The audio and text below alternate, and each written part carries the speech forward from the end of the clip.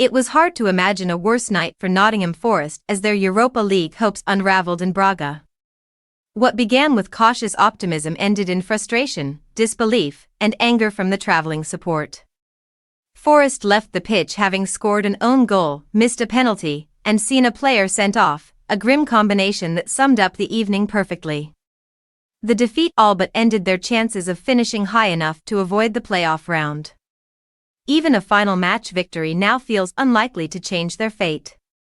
The boos at halftime and full-time told their own story, as supporters voiced their disappointment at a performance that lacked sharpness and conviction.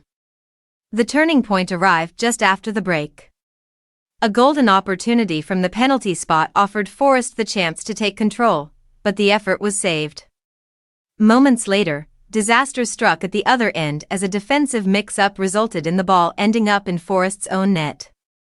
In the space of a minute, a manageable contest turned into a losing battle. Dyche described it as a brief spell of madness, and it was hard to argue. Forest had rarely looked under serious pressure, yet one lapse gave Braga belief and energy. From that moment, Forest never truly recovered their rhythm or confidence. What made the loss even more painful was the unusual statistic that Braga managed to win without testing the goalkeeper with a direct shot on target. That fact alone deepened the sense that this was a game Forest had thrown away rather than been outplayed. Dyche rotated his squad heavily, balancing domestic priorities with European ambition.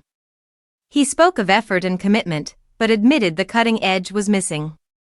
It was a delicate juggling act, and on this occasion the balance did not work. Players echoed the frustration afterward, insisting Forest had controlled large periods and created enough to win. Yet control without composure means little at this level, and small mistakes carry heavy punishment.